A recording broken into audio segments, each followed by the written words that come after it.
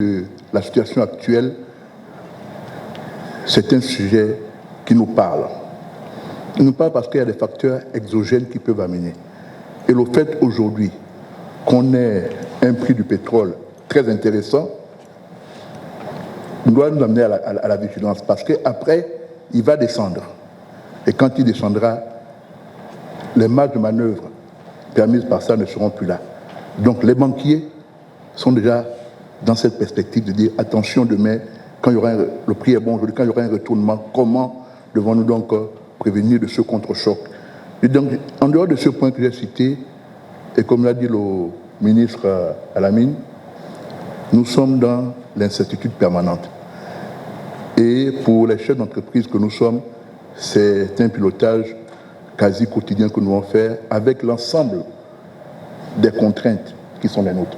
Des contraintes réglementaires, parce que nous devons les respecter, des contraintes de rentabilité, par ailleurs, et des contraintes de service au développement.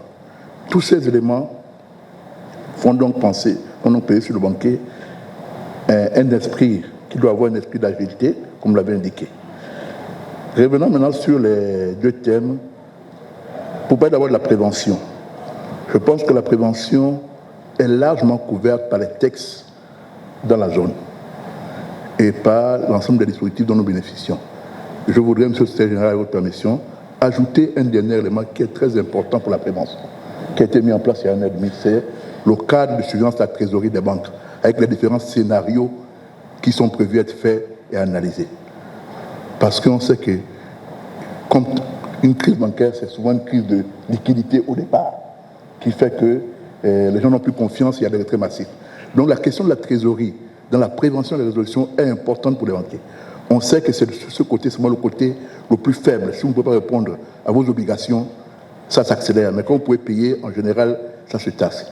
Donc le dispositif qui a été mis en place récemment par la Commission bancaire sur le cadre des différents scénarios de gestion de liquidité des banques, la trésorerie, est quelque chose de très important et est vu au niveau de la profession bancaire comme un élément qui vient asseoir, n'est-ce pas, un dispositif de prévention. On peut compléter, vous l'avez dit, M. le Secrétaire général, ce dispositif par le règlement 2016-04 sur le contrôle interne, qui, à travers les différents comités créés de gouvernance comité et la qualité des gens, est un élément important que nous voyons dans nos institutions. Les discussions qui s'y passent permettent d'anticiper et de prévoir demain une gestion pérenne de la banque. Je voulais à votre suite ajouter ces éléments. Concernant maintenant la résolution, je voudrais m'aventurer à vous faire part de deux éléments qui peuvent susciter à interrogation.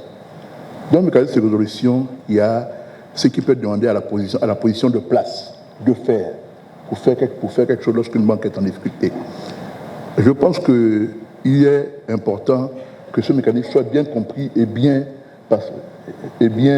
étudié, parce que là, vous allez faire intervenir des gens qui ne sont pas a priori partie prenante, n'ont pas de décision dans ce processus. C'est une réflexion qui me semble être ouverte et qui doit être approfondie pour améliorer la qualité du mécanisme de résolution. Je voudrais ensuite ouvrir une perspective en parlant du FOGADAC. On sait que le FOGADAC, c'est quand rien n'a marché qu'on est obligé d'activer ce fonds. Je réfléchissais à haute voix en disant, est-il possible, peut-être une fois que le processus sera plus mûr, de voir comment faire intervenir, peut-être dès la première étape, pour protéger les fonds du FOGADAC plus tard. Voilà, Monsieur le Président, je vois que vous me laissez avec assistance, ce que je pouvais dire pour enrichir ce débat. Je vous remercie. Merci.